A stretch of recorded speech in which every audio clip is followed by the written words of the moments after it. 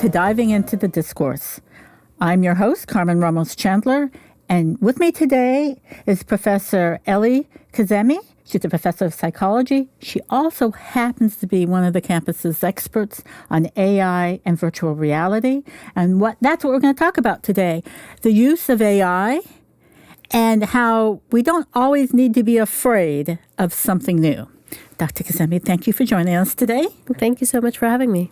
Now, AI is very much in the news, particularly one aspect of AI when it comes to the entertainment industry.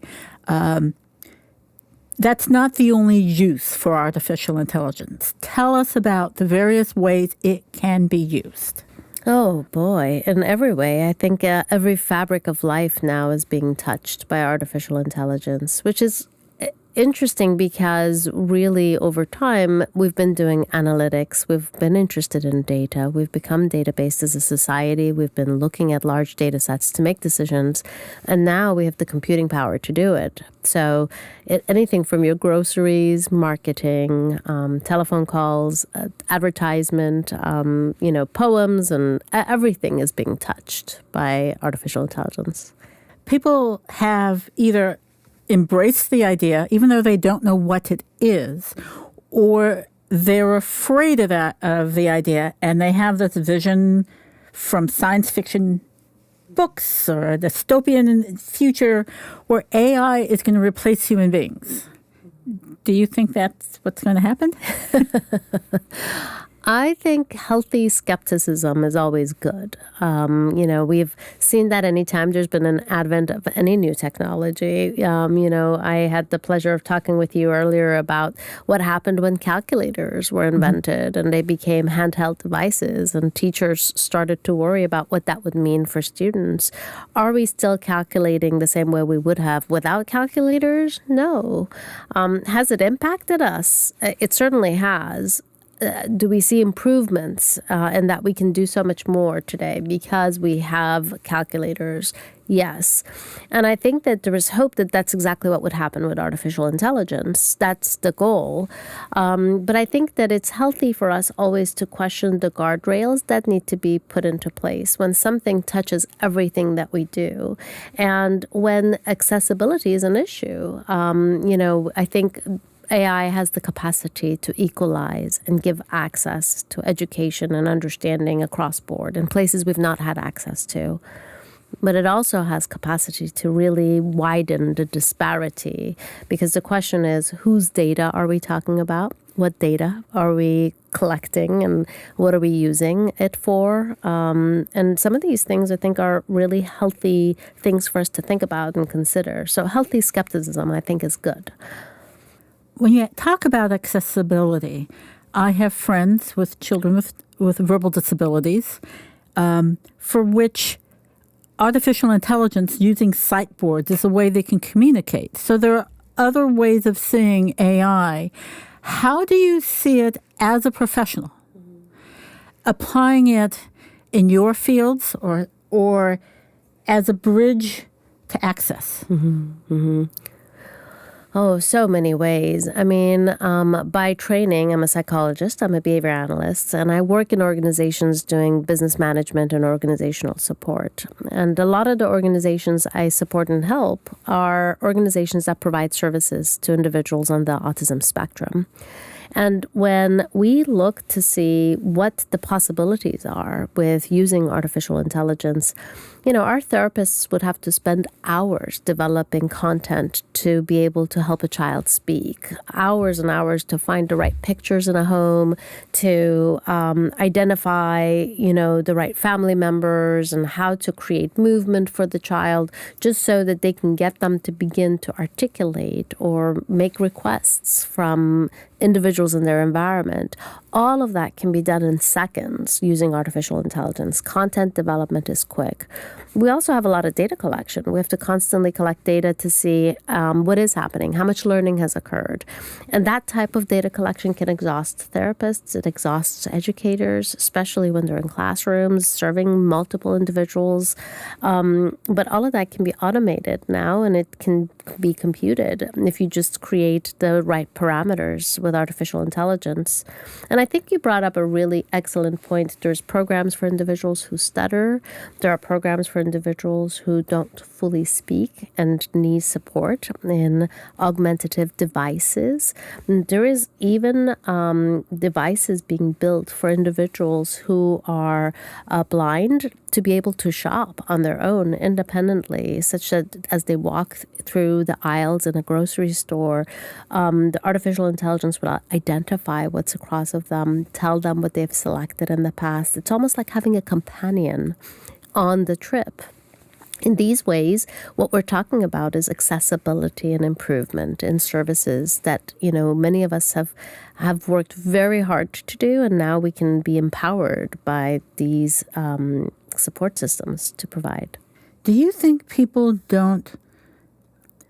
the layperson doesn't realize how artificial intelligence is already impacting their daily life, and in a sense, only think of the dystopian how that's going to control their lives, as opposed to recognizing that when they go to the grocery store, it's artificial intelligence that gives them that coupon list of things they might want to buy. Do you think people realize that it's actually artificial intelligence? I don't think so. I don't think the average person realizes how much it's already here, how much of their daily life is already being influenced by artificial intelligence. I think the average person thinks of the extreme situations. For example, the self-driving cars that are becoming accessible as a means of being able to go across town and do things. So they're thinking about these completely independent autonomous systems and what that's going to mean for them. Also, I follow quite a few brilliant individuals. Ethan Mollick, for example, who has written the book Co-Intelligence. And, one of the things that has become apparent is when people do start to play with artificial intelligence, they begin by asking very simple computational questions, like what is 1,254 times, 25, or they begin to ask for research questions, like tell me everything that you know about Ghana. And artificial intelligence is capable of so much more than being your search engine today. It is absolutely able to synthesize information across that data and provide you with recommendations about the next thing to do. And it's rare that we see people using it for what its capacity is, which tells us that people don't quite understand what it's capable of. Everybody, in crossing that divide, I'm just thinking in terms of classrooms, I'm thinking in terms of therapists, social workers and therapists and educators who work in underserved populations, under-resourced populations, in rural populations where access to help, to aid, to multiple therapists, to have large classrooms with a lot of teachers, a lot of educators, a lot of aides, don't exist. But there's still a digital divide in some ways, but everybody seems to now have access to something as simple as a cell phone. Cell phone prices range from the thousands to something more affordable, or there are programs in place to make them accessible to impoverished communities. That's a way to expand the manpower and the resource power, isn't it, for those social workers and those educators and those therapists who work with those communities? Mm-hmm. Absolutely. Yeah, I think when it comes to the hardware of the delivery of the information, it's absolutely doable. I think that there's a recent survey that was done at Harvard where they surveyed students about equity and what this means. And many expressed joy around using artificial intelligence for some of their assignments, that it really equalized things when individuals were potentially immigrants and perhaps didn't have the same experiences, but now had a companion to think with to produce the assignments for various classes. But one of the things that was pretty clear in the survey results is that the students are also aware that there are individuals who can afford to pay for services. Those are the more more accessible, more efficient, larger database systems, and there are individuals who cannot afford to pay for those subscriptions. And that is already beginning to divide the access to information. So I don't think it's that it's not going to be accessible at some level. The question is, what is the level of accessibility? And does everyone get to have the highest, most largest database, highest computing power capacity access? And with subscriptions, that's unlikely. And I think that that's a part of the question with equity next. Another question about equity is who's entering the data or who's supplying, and where is that supply coming from? So that you, at the end user, are getting something that meets your needs. And you've experienced this a little bit, so talk a little bit about that. Yeah. Well, I think that that is one of the things that in psychology we've become keenly aware of, right? So, even though in our introductory books and in our courses in developmental psychology, we learn about Piaget's concepts of conservation, and there's this notion that children at early ages can't tell the difference between the size of glasses, even if it holds the same, volume of water. This kind of has given us an idea that this is developmental. As you grow older, that means that you gain this skill. But now, across time, that we've gained more subjects rather than these participants who were just Caucasian from higher education levels, who were the original individuals who ever contributed to anything we know. So our original understanding of behavior, of anything, has been based on people who contributed data in research. Now that we've looked at that across countries, we've begun to realize that that's actually not the case. The influence of the various sizes can be such that someone well in their 30s can make that mistake if they're not from the U.S. and particularly educated here with the same type of glasses. So we're realizing some of the things we've understood has been purely based on who provided the data, which is the problem next for us in artificial intelligence. Whose data are we understanding the world from? Who's contributed thus far? I think that those are important. If artificial intelligence companies are based in the United States and they are pulling from a mostly homogeneous data set, and those who entered the data are mostly homogeneous from a certain class, from a certain ethnic background, maybe even a certain gender, the unintentional bias is going to reflect all of that in the data. So if I am working with, or I want to use the data in a community that doesn't reflect those who inputted the data, it's not going to be adequate. Absolutely. That is absolutely the case. I think the best case scenario of that is using any of the visual illustrations. There's quite a few of them. There's DALL-E, there is Night Cafe, and any of them. If you just use a light version, you go in there and you make a request for something, you're going to find that the database it's pulling from, the information it's pulling from, is usually what's been fed into the social media and what exists. So, for example, I had a student who was presenting on a topic for firefighters. She herself is a woman, and she's also a lesbian, and she really wanted to be identified in these pictures. And for her to be identified in the pictures took many, many prompts, and because the original prompts she was getting, firefighters were all men. Then when she asked for it to be a woman, it was all these women in sexy clothing. Halloween costume. not firefighters per se, but firefighter dress-ups. So it took many attempts on her part to actually get the type of image she was looking for. This tells you what exists as far as the database is concerned. How do we address that? Because the world doesn't look homogeneous. It doesn't act homogeneous. It doesn't think homogeneously. Yeah. Well, I think one of the most exciting parts of being asked to serve as the director of our college for me was Dean Searcy's vision that we would begin with some of these questions in hand.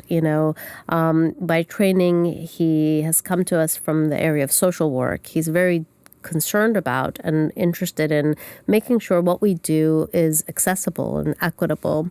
And I think in many ways that means beginning with those questions always when we're accessing things and making it accessible as quickly as possible to people who typically would not use it. The very people who are likely to shy away from it are some of the individuals we need to entice, motivate to begin to use it. For example, I've noticed that there's some disparity with some of the older generations or some of the senior clinicians.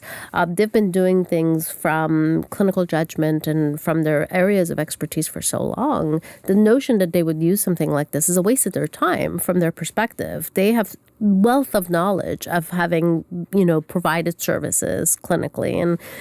But if they're not the users of such a system, we're also not going to learn that wealth of knowledge from those very well experienced individuals. So it's hard because, the younger, newer clinicians are a lot more probable to use systems and they are likely to shape then the system.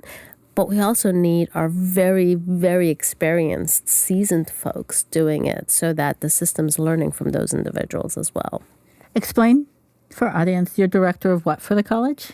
I am the director of a very long title of artificial intelligence, virtual reality, and augmented reality, which, I think they're all converging. It's all under artificial intelligence, but immersive learning and extended learning. Now, you're helping your colleagues on campus or collaborating with colleagues on campus on experimenting and applying all of these things in their classroom and utilizing. And what they're doing gives us insight into how artificial intelligence, virtual reality, augmented reality can be applied in our everyday lives. So you expand a little what some of your colleagues are doing, because it can help us visualize how we as individuals, not at the university, could use all of this artificial intelligence to enhance our jobs or our lives as a whole.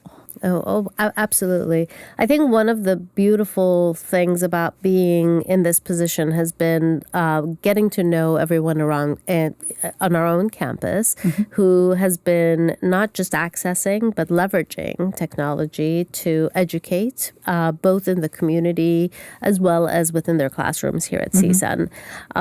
I am really looking forward to hosting a series of workshops in the upcoming fall semester with some of these colleagues, because I think that it takes creativity and it also really means that they're sort of thinking about the system as it's growing. So, for example, Dion Zell's doing some incredible work using chatbots. She's developed in the College of Nazarian College. Yes, and she has created these chatbots to serve as personal tutors for her students. So, she's vetted the textbook, some of her slides, some of her content, and I'm going to butcher this woman's brilliant work, but essentially she has created personalized system of support for each individual student. She also has created assignments, critical thinking assignments around the use of artificial intelligence. We have other colleagues in the Department of Journalism, especially I think the field of journalism is obviously affected by what happens with artificial intelligence, who's reporting, what's accurate, and what she's been doing is assigning students with a lot of critical thinking assignments around the use of AI to be able to go from the outcome of here's what you received to how do you now fact check what you're receiving, which is going to be super important next in the learning of these systems. We also have colleagues who are doing simulations and using virtual reality systems to simulate environments and learn from those environments.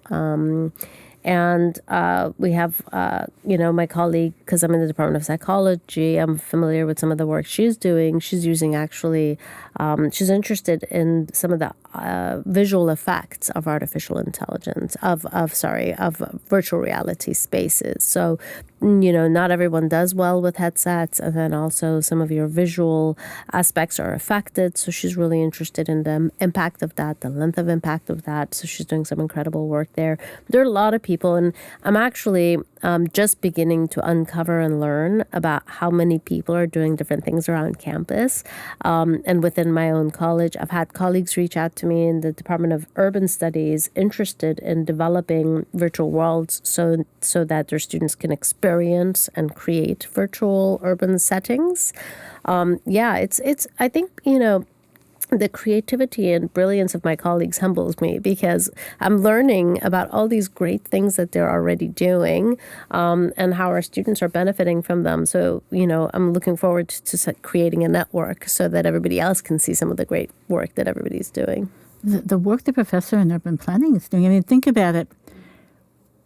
We can now, I work in a city, I work in county planning, and there's a proposal to put this X development or that Y development in this area or that area. And using artificial intelligence, we can actually have visual, fact-influenced demonstrations of how it will impact the neighborhood, how it will impact the community, whether it's traffic or pollution.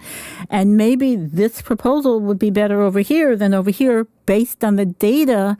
And because it's not all technical words on a piece of paper, but something visualized, it could really change communities, or how we plan communities. Yep. That's exactly right. And provide experience that would take years to provide students, right? So, my early interests in virtual reality were because when we train therapists, we do these apprenticeship systems, much, like in any kind of medical field or any clinical field. Individuals have to serve a number of families, a number of children to gain the experiences necessary to be able to be good service providers. That takes years to do. An apprenticeship is difficult because it means now you have to have excellent supervisors who are kind, have great expertise, have the time to provide supervision and oversight, and have the experience to not just be good at what they do, but to supervise someone else, to provide kind feedback to someone else to grow. These systems have created a filter so that there isn't a lot of qualified professionals that can quickly gain access to wonderful experiences. So, how much you've learned during your internship differs. Well, virtual reality will help us take care of all of that. Those experiences can be provided. You can get that feedback and support in safe environments where you can actually experience crisis, a client undergoing a crisis. You can make error and a client won't get hurt. You won't get hurt, and you can learn from that. I've been super excited about this possibility because it really amplifies the likelihood we can have more professionals that can gain the type of experiences they wouldn't have had access to in the past. I'm visualizing in LA County, which is where we're located. Time and time and time again, we hear that social workers and therapists are overworked and understaffed. And then if you add the additional responsibility of mentoring and supervising interns, that alone is a lot of work because you're talking about people working with people. Yep. Human beings who can be impacted by an error, who can be impacted by a wrong decision. And that impact could have lifelong consequences. If you're able to incorporate AI, that overworked mentor isn't it quite as overworked as they were before. And if they are also tapping into artificial intelligence to help them individualize treatment plans, IEPs, or whatever, that's less time. Yeah. Less time on paperwork and more time with people. Yeah, that's using the person to be able to actually use them for their subject expertise. I think most qualified professionals can attest to the fact that you spend so many years training to do the job that you do, but good proportion of your job isn't actually leveraging the things you've learned or the expertise you've gained. It's kind of putting you to task, and it's laborious, and it's not advancing you in any way. All of that can hopefully be dished out, and we can begin to actually really use the parts of our individuals that require that personal, experience, the clinical judgment. I know it sounds really weird. It's just saying that a light bulb went off in my head, and I thought, so much when we're in college, we think about the possibilities, and we're acquiring information about what we would like to do, the dream job. We're going to college to get our degree so we can go into our dream job. And then we get the dream job, and it's filled with paperwork. That's exactly right. That's right. Uh-huh. Yep. We don't get to be creative. We don't get to push the boundaries, think outside the box. Every employer says we want people who can think outside the box. We want them to be creative. And then you get into the job and you have all the paperwork and you have these routines that you need to do all. But if AI can do that drudgery, you might actually be able to push the boundaries and think outside the box. Yeah, absolutely. I think what you're saying is right on. We have such a high turnover in areas of social work and behavior therapy and even early education and intervention because individuals join these professions with this deep desire to make a difference, a meaningful difference in children's lives and adults' lives and people who are at risk in the lives of individuals. And so much of their work is not about being across those individuals. So much of what they do, they call it being a paper pusher, exactly like you said. And it takes away from what it is they joined to begin with, and they lose interest. They truly burn out. And I think that the shift with being able to leverage technology in this way could really be helpful. I also think it's important for us to be healthy skeptics because there's also the possibility, I'll give you an example. My little niece fell down and, it was after gymnastics and she hurt her little pinky. And her x-ray came back and the notification on the x-ray was that it's broken. Well, this was a test of an artificially intelligent system that was actually doing the radiology job. So my brother-in-law rushed her back to deal with the broken finger. And the physician looked at her finger, moved it around and said, I know that the radiology report said that her finger is broken, but I would say it's not. It's very clear to me that this is not a broken finger. And I think that that's a part of something we don't do. Currently, when I teach clinicians, I don't teach them to go against a recommendation by artificial intelligence. I teach them to read the assessment and come up with recommendation. But really what's going to happen next, which is dangerous, is artificial intelligence is going to provide the recommendations based on analytics and what it's been taught and how it's been trained. And what we need is experienced clinicians and individuals who are going to be like, I see what the recommendations are. Here's how I'm going to use it. And here are some things that I disagree with, which takes a very different level of training and competence. So I do think that it's healthy to be cautious and aware that, yes, it's very exciting times, but shifts do need to occur with how we are being trained and what we're doing daily as well. Because accepting everything that we're going to be given is sort of like, people who drive to middle of nowhere with their cars because their GPS told them. You have me thinking, and maybe it's because of my age,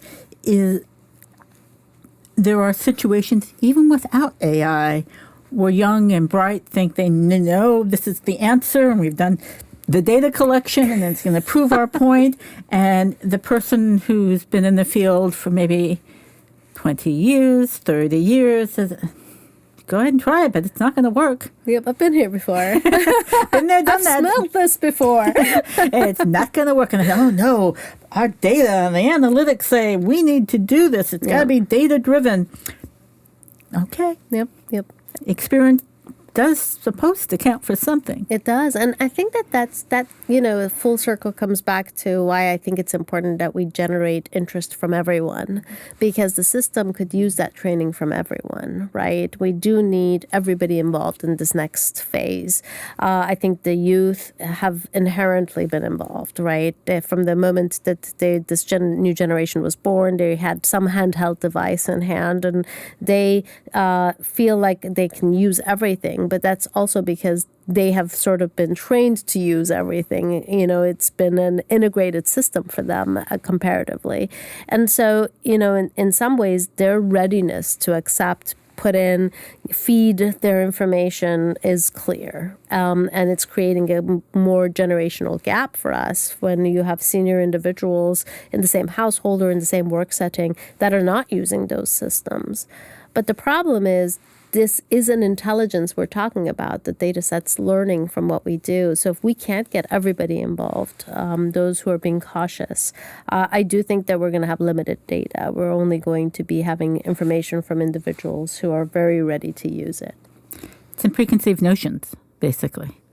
I mean, that's true in society as a whole. If only certain people are allowed to be part of the conversation, you're missing out on a whole bunch of things. What do you say to your older students or to the young students who are skeptical, to anyone who is skeptical about AI and suspicious about their approach? Proceed with caution? I mean... What I say is excellent. I'm so glad that you have skepticism. Some healthy skepticism allows us to have real important conversations, to have ethical guidelines and guardrails for what we're about to do. But skepticism without any movement toward change is not healthy. Then it's just pure refusal, and you're going to not be involved in it. If you are worried about it, I think that's exactly the way to approach any new system is to think about its possibility and think about the guardrails we need to put into place. I think we should have done that with social media. We're now dealing with the backlash effects of some of the things we didn't think about, guardrails we should have put into place, right? So I think it's good for us to walk in thinking about those. So I encourage all of those individuals to learn with me, to question it, to touch, to feel, to experience, because that's when you can really come up with some of the ideas about what do we need in place. I think everyone should be involved in some, task forces for ethical guidelines with AI. I certainly try to be involved as much as I can in various settings in that, because we definitely need to think a lot about the guardrails that we need to put into place. But it's here. And it's one of those things, if you don't know it's being used and you don't know how it's being used, is that better? Thank you so very much for joining us for this episode of Diving into the Discourse. I look forward to talking to you again in the future. Same. About artificial intelligence and maybe something else that you're doing. And thank you all for joining us for this episode for Diving into the Discourse. Don't forget you can find Diving into the Discourse and our companion podcasts, Matador Memories, on whatever artificial intelligence or service you use to find your podcasts. We're all part of the Cease and Conversations Network.